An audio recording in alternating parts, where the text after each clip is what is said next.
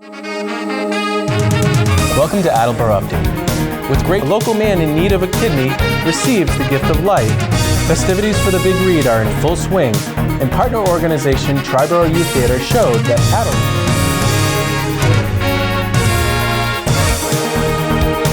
Welcome to Attleboro Update, where you can get the latest in what's going on in the Attleboro community. You can watch all of our content by visiting our website, AACS.com, by downloading the AACS mobile app, or if you have a Roku, you can search for the AACS Roku channel. The Attleboro Water Department recently sent out a notice to residents regarding PFAS chemicals in the water supply. PFAS compounds are often used by manufacturers in the creation of non-stick and waterproof products. In 2021, the Mass DEP began regulating the compound in the state's water supply, and Attleboro's Wading River treatment plant has been out of compliance. To learn more about the status of the treatment plant and to learn more about the chemicals, we spoke with Attleboro Water Superintendent Kourtney Allen. PFAS is it's perfluoroalkylated substances. What these substances are, or what they're used for, fire foams, you see it in food packaging, Gore-Tex, raincoats, fabric softener, waterproof makeup, mascara, lipstick, and those sorts of things. So anything that's waterproofing, stain proofing, if it's made to be water repellent, slippery, or stain-free, generally it does have PFAS in it, so this is not just drinking water. There are about 9,000 PFAS compounds out there. There are 6 that are regulated, and there's a lot of research on 2 of these. These 2 compounds are no longer manufactured in the United States. However, the concern with them is it takes a long time for them to go away in the environment. So even though they were banned a long time ago, we still see them getting into the water supply. With those 2 compounds, there is risk, liver and kidney mostly, some cancer risk. For your average population, your risk only goes up for a lifetime of drinking this water. So what EPA considers a lifetime is roughly 2 liters a day for roughly 70 years from the worst of the worst sampling locations. So your average normal healthy adult population, there isn't a concern. For those that are immunocompromised or may have cancer or may have, diabetes or kidney issues, they may want to avoid drinking the water. In 2021, the state of Massachusetts began requiring us to sample for PFAS from both of our treatment plants, the one here behind me on West Street and the one that we operate out of Mansfield. We were given a limit of 20 parts per trillion for quarterly samples. We actually sample monthly at Wading River. The West Street plant remains in compliance with that 20 part per trillion standard. We have had issues with Wading River. We're seeing an average up there of about 40 parts per trillion. We had to make the decision to operate that plant this summer to be able to preserve the reservoir system. It was a tough decision to make, but at least we would have water in an emergency for firefighting, sanitary use, and of course drinking. So that plant was brought online to meet the summer demand. And the good news is the summer demand has been met. We have been able to loosen up the water restrictions, and we plan to shut the Wading River plant down. We plan to leave Wading River offline through the fall, winter, and into the spring. We hope that we may have temporary treatment in there for PFAS removal in the spring to early summer next year.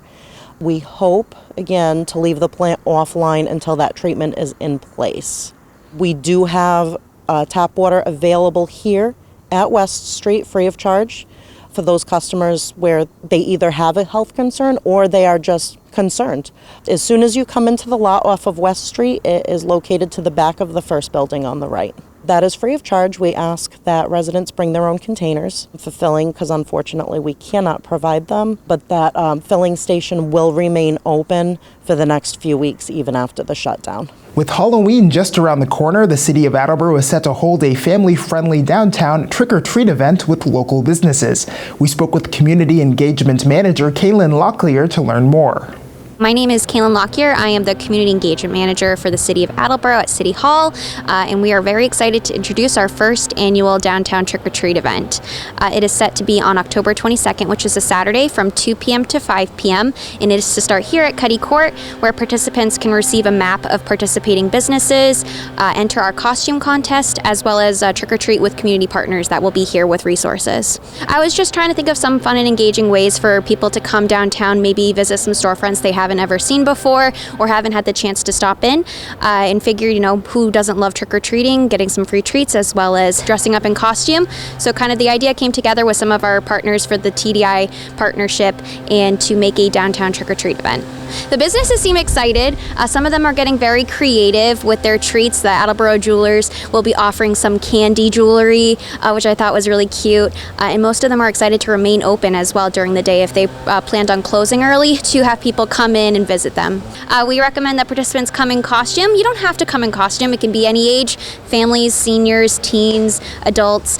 Come to Cuddy Court, where we will have a table with our map of participating businesses with kind of an order that we recommend to visit them based on just the map work of our downtown. And then they will go to each storefront, walk on in. Some will be set up outside their storefronts. Some will have their doors open where you can go inside, go trick or treat. They will give you some treats and then you move on to the next one. You can also stay inside if you would like to. If it's a restaurant, have a meal, or if it's a shop, do some shopping and then move on to the next business. The feedback has been pretty positive. Feedback has been excitement, people tagging each other, kind of recommending it to other folks as well. We have our community partners who are also very excited to hand out some fun prizes as well, not just pamphlets about their information, but also trying to think of what can I hand out that might be some fun items to give to the community. I know that Attleboro Arts Museum is planning on having live music and some engaging things. The public library, Attleboro Public Library, will also be doing an event prior to the downtown trick-or-treat where you can decorate pumpkins. People should start to show up, I would say, around 2 o'clock, I think, just to get the best use of the day. Everyone will be set up here around 1:45, so we will be, if you would like to come early, we will be ready for you, where you can receive a map, enter our costume contest, as well as participate with our community partners here. We have 4 prizes right now. We have a family membership to the Attleboro Arts Museum. We have 2 $50 gift certificates to the Attleboro Jewelers, as well as a gift certificate to Spooky Games. While you're shopping around, we are doing a storefront decorating contest. So our downtown businesses will be decorating their storefronts for the Halloween night. And when you go around, decide which one's your favorite one. And on the same costume contest survey, there will be a question which you get to choose which one your favorite is. And that storefront will receive a $500 prize. So our downtown trick-or-treat event is to happen on Saturday, October 22nd from 2 p.m. to 5 p.m. It is set to start here at Cuddy Court, which is kind of in between the Centenary Church YMCA as well as Spooky Games, where you can receive a map of participating businesses, enter into our costume contest, as well as start trick-or-treating with our community partners. This event is being sponsored, thank you to Bay Coast Bank, who is made a lovely donation to kind of get this event started. As smartphones and mobile technologies have become more prevalent among children and students, schools have begun to enact policies aimed at reducing disruptions to learning while also taking advantage of the opportunities that these technologies provide.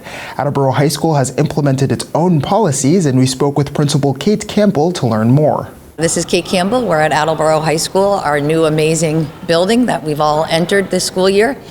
Our cell phone policy here is not a new policy. What we are doing, though, is making sure that the cell phone policy, that it's accountable the way it should be. So what we have here at the high school is students, if they're in an academic area, meaning their classroom, an assembly, an X block, those times are when your cell phones are off. We also know that teaching students how to use technology correctly is also teaching and learning, an important tool in life. So students are allowed to check their phones in the hallways. There is 5 minutes between classes that they can check, but as soon as the academic class begins, then cell phones need to be put away. It seems to be working well. We know that this was a shift. I think during COVID, I think during different times, there was more of an emphasis of students being able to have their cell phones available to them. But we come to school to teach, and they come to school to learn. So that does need to be the priority. I know that it is a little bit of an adjustment period of getting accustomed to when you can and cannot use your cell phone. But in the cafeteria during lunchtime, you can have your cell phone. You may not take your cell phone into the bathrooms. I walked into a physics class today, and they were using cell phones for data collection for an activity that we were doing. So what we had decided as a group earlier in the year before the school started is the teachers would just make sure that they were on the same page. So it's a collective responsibility. So it wouldn't be just a directive from myself as the principal or the administrative team. This came from the staff. This came from the teachers saying we really need to have students engaged, and we need them to be focused on the content that we're teaching. So it starts in the classroom. They're the most valuable piece of the work that we do, the classroom teachers. The students were aware in assemblies before we started school on what the expectations were, and we were also clear on what would happen. First, you get a verbal warning. There is a system that's very clear for the students of what happens if you aren't able to follow our expectations.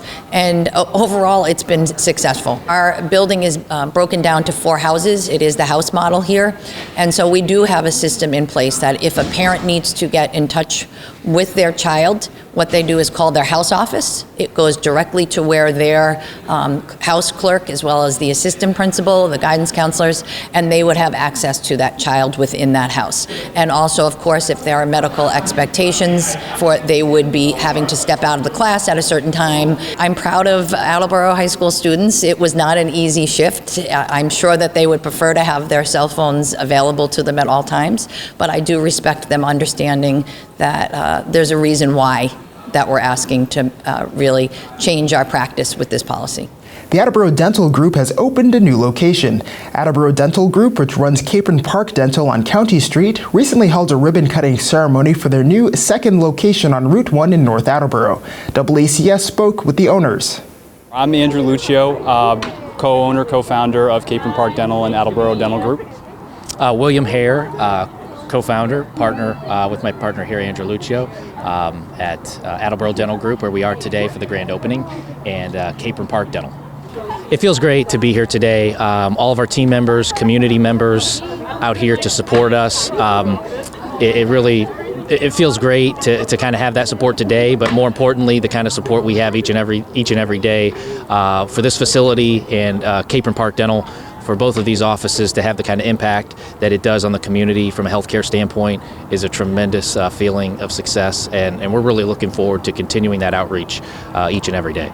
We, 6 years ago, when we started out with our original team of 6 staff members, 8 including myself and my partner here, to think that we've been able to deliver so much dental health care to the community of Attleboro over these years, and now have the opportunity to expand on that, add more phenomenal doctors and team members along the way. This is just a fantastic opportunity for these team members to be able to deliver an impact to even more of the community. So it's a great feeling. And I have to add that our team members, like Andrew said, starting out with 8, being at almost 30 employees now, it's not just a number. That truly represents a tremendous impact that each of those team members have had on individual lives and the lives of the community. It feels really great. Specialty care and other types of care that we haven't been able to provide in our original facility at Cape Park Dental, we'll be able to deliver here in this office. Things like oral surgery care, endodontics, the kind of specialty care that often has to be referred to other offices. Those are the types of things that we'll be able to provide to our current patients, new patients that might join us, and just generally to be able to cast a wider net, more access to care, more appointment availability, more convenient hours, weekends, those kinds of things that we haven't necessarily been able to offer, we're going to be able to come forward with in a big way. We want it to be a very clean, a very high-end experience for our patients, where the quality of care is represented through the facility. And as we expand the care as time goes on into specialty care such as endodontics, periodontics, the facility now has the space, the technology to support that level of dentistry at this practice and offer just more ease of access to care to more members of our community that are looking for it. Yeah, there's a lot of people, I think, in the community that, for whatever reason, usually fear or some kind of issue related to actually having care, dental care. There's a lot of barriers there mentally that people have. And so the facility, when you walk in, is meant to kind of erode those away, melt those away right from the get-go, so that somebody coming in that's maybe not excited about being at the dental office, which we totally understand, maybe can start to relax a little bit and feel like they're in a place where they can be comfortable and be well taken care of. We're just very fortunate, and it's been an honor to serve the Attleboro, North Attleboro, and surrounding communities over the past few years, and we're just so excited to be able to expand upon that and give our team even more of a chance to help the people of the area. That's all for this week's edition of Attleboro Update. From everyone here at AACS, thank you for watching.